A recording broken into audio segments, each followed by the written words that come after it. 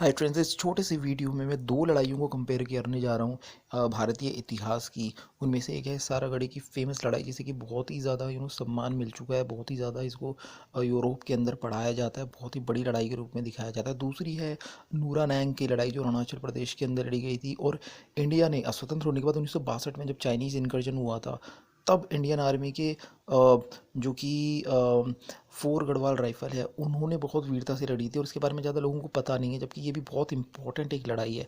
और दोनों की मैं एक कंपैरिजन करना चाहूँगा कि किसने कितनी बहादुरी से और किन कंडीशंस में लड़ाई लड़ी। सबसे पहले मैं सारागढ़ी के बारे में बताना चाहूँगा। सारागढ़ी की जो लड़ाई थी वो खैबर पख्तूनख्वा इलाका, जो पाकिस्तान के पास है। और ये अगर आप देखें तो ये बीच में है बिल्कुल, अफ़गानिस्तान और उस समय इंडिया। तो अभी अफ़गानिस्तान और पाकिस्तान के बीच में ये इलाका है। और दो इसमें जो फोर्ट थे, गुलिस्तान और लॉकहार्ट फोर्ट के बीच में एक आउटपोस्ट था, छोटा सा किला जैसे बना के। उसके अंदर बहुत सारा खाना पीना रसद, मतलब पर्याप्त मात्रा में था लड़ाई के लिए, सामान वगैरह, गोला बारूद। और उसके अंदर कुछ सैनिक थे, उनमें से कुछ वापस चले गए थे अपनी कम्युनिकेशन के लिए। और 21 सिख सैनिकों ने लड़ने का फैसला किया था, बहादुरी से लड़ते हुए। अफ़गानिस्तान के उन्होंने छक्के छुड़ा दिए थे अफ़गानियों के, जो 10,000 12,000 अफ़गानी उन्होंने उनके ऊपर अटैक किया था।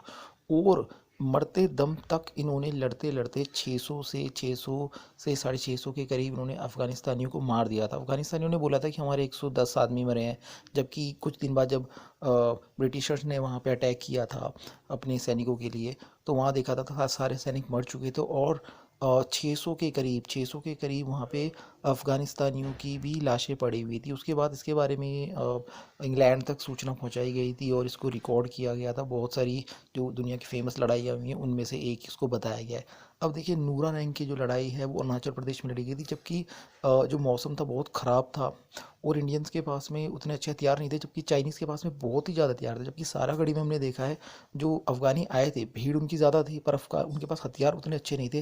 जबकि जो सिख सोल्जर थे और उनके पास जो किले के अंदर वो थे, खाना पीना और उनके पास लड़ाई के हथियार बहुत अच्छे थे। और दूसरी तरफ जो गढ़वाल राइफल है, उनके पास उतने अच्छे हथियार नहीं थे, उतने अच्छे कपड़े नहीं थे। अब दूसरी कंडीशन देखिए, सारागढ़ी की लड़ाई के टाइम पे जो सिख सैनिक थे वो अपने आउटपोस्ट के अंदर थे, मतलब उन्हें एक सुरक्षा कवच मिला हुआ था। जबकि जो गढ़वाल राइफल के जवान थे पहाड़ों पे, वो उनके पास कोई सुरक्षा कवच नहीं था, चाइनीज़ अच्छी पोजीशन में थे।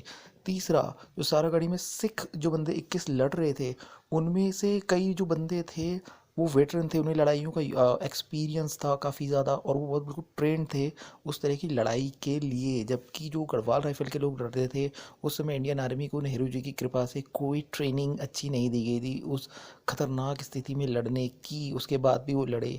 दूसरी तरफ देखें हम, सारागढ़ी की लड़ाई में हुआ ये था कि अफ़गानियों ने उनके ऊपर अटैक कर दिया था और ये लोगों ने किले के अंदर से काफ़ी देर तक उन पर गोलाबारी करी थी। और इनके पास हथियार भी अच्छे थे। दूसरा, इनके पास वर्दी, जो उनके कपड़े वगैरह थे, खाना पीना था, वो उनके पास अच्छी मात्रा में था कि उसको यूज़ कर सकते थे। दूसरी तरफ जो नूरानैंग में, अरुणाचल में गढ़वाल राइफल के लोग लड़ रहे थे, वो बेचारों के पास में, उनके पास जो वर्दी होती है, ठंड में आप सोचो, समुद्र तल से हज़ारों फीट ऊपर वो लड़ रहे हैं और उनके पास मतलब ठंड के लायक कपड़े नहीं हैं। सोचो आप, मतलब कैसे आप लड़ सकते हो? आपको ठंड भी लग रही है और खाना भी नहीं है आपके पास। सारागढ़ी में खाना भी था, इनके पास खाना भी नहीं था। दूसरा, वहाँ पे ऑक्सीजन ही नहीं थी। सारागढ़ी में जिस समय लड़ाई हुई, सितंबर का महीना था और कोई ऐसी मौसम की प्रॉब्लम नहीं थी, दुश्मन के सैनिक आराम से देखे जा सकते थे उनकी पोस्ट से। जबकि जो यहाँ इंडिया वाले वेंटेज पोस्ट के आसपास लड़ रहे थे और चाइनीज़ अच्छी पोजीशन पे थे, इंडिया वालों को काफ़ी ज़्यादा तकलीफ़ हो रही थी और वो संख्या बल में भी बहुत ज़्यादा कम थे। जबकि चाइनीज़ जो थे वो 80,000 से ज़्यादा टोटल एरिया में लड़ रहे थे और इंडिया वाले सिर्फ 10,000। और उस पोस्ट पे तो इंडिया के जो फोर्थ ब्रिगेड गढ़वाल राइफल है बहुत ही कम थी, और चाइनीज़ हज़ारों की संख्या में आते जाते थे, घायल होते थे, वापस जाते थे, मरते थे। और उससे भी ज़्यादा आप कठिन पोजीशन ये देखिए कि नूरेनैंग में, वो जगह पे जहाँ पे लड़ाई चल रही थी उस समय, ऑक्सीजन की कितनी कमी होगी, कितनी ठंड में हमारे जो सैनिक है वो लड़ रहे थे। तो दोनों में अगर कंपैरिजन करूँ, जो ज़्यादा परिस्थितियाँ ख़राब नूरानैंग में थी, जहाँ पे फोर गढ़वाल राइफल के बंदे लड़ रहे थे, जबकि सारागढ़ी में जो बंदे लड़ रहे थे, 21 एक सैनिक जो बहुत वीरता से लड़े, पर उनके पास लड़ने लायक सामान था, खाना पीना था, हाँ उनके आदमी कम थे और उन्होंने लड़ाई लड़ी।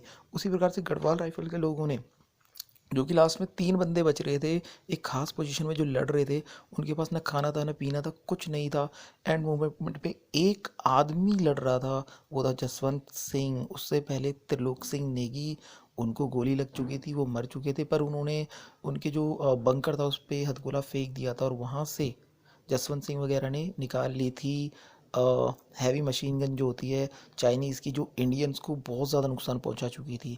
इसी तरीके से सारागढ़ी में भी एंड तक जो सिख सैनिक थे वो लड़ते हैं, और उसके बाद जब सब कुछ ख़त्म हो जाता है, किले की दीवार टूटने भी लगती है, आउटपोस्ट की उनकी बाहर जाके टूट पड़ते हैं अफगानिस्तानियों पर, बहुत सारे सैनिकों को मार देते हैं। अब यहाँ पे देखिए पहाड़ पे क्या होता है, अरुणाचल प्रदेश में, जो कि हमारे उत्तराखंड के जसवंत सिंह रावत है, उनके जो 2 सैनिक मर जाते हैं, उसके बाद वो चाइनीज सैनिकों की गर्दन काट के उनकी मशीन गन को लेके आते हैं, क्योंकि उस ज़माने में मशीन गन का बहुत बड़ा रोल था। इंडियन के पास उतनी अच्छी मशीन गनें या फिर उतनी अच्छी गन्स नहीं थी, फिर भी जो राइफल मैन है ये लाए और 72 घंटे तक लड़े। सारागढ़ी का युद्ध एक दिन के लिए लड़ा गया था, जबकि जो इंडिया वालों की जो अरुणाचल प्रदेश में लड़ाई हुई है वो 3 दिन चली है। वो 3 दिन तक भूखे प्यासे लोग, मतलब ये लगा लीजिए जो गाँव के लोग छुपे हुए थे वहाँ पे, 2-3 लड़कियाँ वही उनको थोड़ा सा खाना दे रही थी, और उन्होंने 3 दिन तक ठंड में लड़ाई लड़ी है, बिल्कुल भूखे प्यासे, और कपड़े भी नहीं है, ऑक्सीजन भी नहीं है, रात है दिन है, और चाइनीज़ लोग छुप छुप के कहीं से अटैक कर रहे हैं, कुछ नहीं पता। और कोई उनको कवरिंग ऐसा नहीं है कि जैसे कुछ बंकर बने हों या फिर दीवारें हों जैसे आउटपोस्ट वगैरह। वो गढ़वाल राइफल इस कंडीशन में लड़ रही थी, और उन्होंने कितने, एक बंदे ने अकेले 300 मारे हैं और इतने ही घायल किए हैं। तो आप इसको डिवाइड कर लीजिए, 21 बंदों ने मारे हैं 600, यानी एक बंदे ने 28 29 30 बंदे मारे हैं।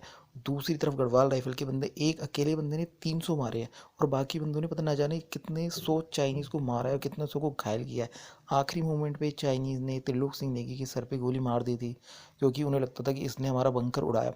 और जसवंत सिंह को पकड़ के उन्होंने क्या किया था, उनको फांसी दी थी, वो भी टेलीफोन की वायर से। आप सोचिए, टेलीफोन की वायर से उस ठंड में उस 21 साल के लड़के को उन्होंने फांसी लगा दी थी गुस्से में आके, और उसका सिर काट के वो ले गए थे। अब आप देखिए दोनों लड़ाइयों का आप कंपैरिजन करके देखिए। एक तरफ सारागढ़ी की लड़ाई है, जहाँ पे भी मौसम भी ठीक है, खाना पीना है, आप लड़ सकते हो, आपको बस लड़ने का एक जुनून होना चाहिए अपने लिए और अपने देश के लिए, अपनी आर्मी के लिए, वो उन्होंने दिखाया। दूसरी तरफ नूरानैंग पे अरुणाचल प्रदेश में विषम परिस्थितियाँ, न ट्रेनिंग है, न कुछ है, न खाना है, न पीना है, न लड़ाई के साधन है, न गोलियाँ हैं। चाइनीज़ के पास हर चीज़ उनसे अच्छी थी, उसके बावजूद उन्होंने स्वीप कर दिया, बिल्कुल क्लीन स्वीप कर दिया चाइनीज़ को। और अरुणाचल प्रदेश आज अगर देश का हिस्सा है तो उसी लड़ाई की वजह से है, जो लड़ी गई थी 15 नवंबर से 17 नवंबर 1962 तक। और इसमें बहुत ज़बरदस्त उन्होंने चाइना को नुकसान पहुंचाया था। कुछ भी फैसिलिटीज़ नहीं थी, जबकि हम सारागढ़ी में देखते हैं अंग्रेज़ों ने वहाँ पे लोग जो लड़ रहे थे 21 बंदे, और उनके साथ और भी बंदे पहले थे, वहाँ पे प्रॉपर खाना पीना उनके लिए रखा गया था। बस उन्हें ये कैलकुलेशन गलत हो गई थी कि इस जगह अफ़गानी वहाँ पे अटैक करेंगे, बट फिर भी उन्होंने लड़ाई लड़ी, जितने भी साधन थे और उनके ख़त्म होने के बाद भी लड़ते रहे। सेम यही कंडीशन गढ़वाल राइफल की नूरनैंग पे भी थी, लेकिन वहाँ पे वो उतनी अच्छी स्थिति में नहीं थे जितने कि सारागढ़ी के अंदर जो 21 सिख सैनिक थे उनके पास फेवरेबल कंडीशन थी लड़ने लायक। और यहाँ पे उनकी जो गढ़वाल राइफल है उसके पास कंडीशंस नहीं थी, फिर भी वो लड़े। और आज अब देखिए अरुणाचल प्रदेश का कितना बड़ा हिस्सा भारत के साथ बना हुआ है, और उनके नाम पे आज भी वहाँ पे गाने हैं, लोकगीत बनाए गए हैं उनकी बहादुरी के ऊपर, और उनके ऊपर आज भी मेमोरियल ये कहा जाता है, उनकी आत्मा आज भी, जसवंत सिंह की आत्मा आज भी चाइनीज़ को वहाँ पे डराती है। उस बॉर्डर से वहाँ पे आसपास चाइनीज़ सैनिक नहीं फटकते हैं।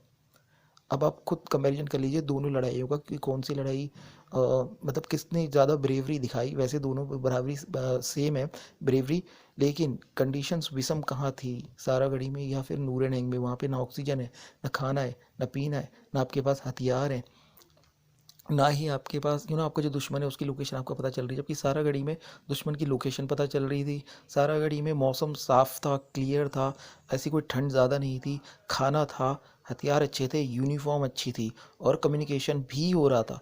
जबकि यहाँ पे, जहाँ पे ये जसवंत सिंह लड़ा है, आगे जाके 3 बंदे लड़े हैं, त्रिलोक सिंह, गोपाल सिंह, और त्रिलोक सिंह नेगी, गोपाल सिंह रावत और जसवंत सिंह रावत, वहाँ पे कम्युनिकेशन भी प्रॉपर नहीं हो पा रहा था। इन्होंने अपनी बहादुरी से ऑर्डर मानने से मना किया, पीछे जाने से मना कर दिया, ये बच सकते थे।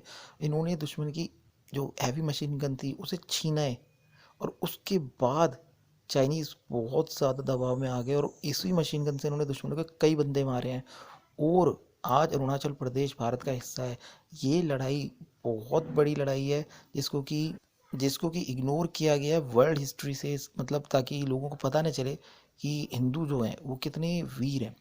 और आप सबसे बड़ी बात ये देखिए, आज कई सारे खालिस्तानी लोग यूके वगैरह में जाके इंडिया की बुराइयां करते हैं और हिंदुओं को गालियां देते हैं, भारत माता को गालियां देते हैं। वो सोचते हैं कि हमारा पाकिस्तान से बॉर्डर है तो हम यहाँ पे हथियार ले आएंगे अपने विदेशों से कांटेक्ट करके इंडिया के अंदर प्रॉब्लम क्रिएट करेंगे। और वो दूसरी तरफ उत्तराखंड के लोगों को देखिए, हमारा भी बॉर्डर चीन और नेपाल वगैरह से मिलता है, लेकिन यहाँ के लोग इतने ज़्यादा मेहनती और इतने ज़्यादा देशभक्त हैं कि सोच भी नहीं सकते भारत को धोखा देने की। आप खुद सोचिए। और वैसे ही अगर आप देखें कि गुजरात के लोगों को भी ये लोग गालियाँ देते हैं।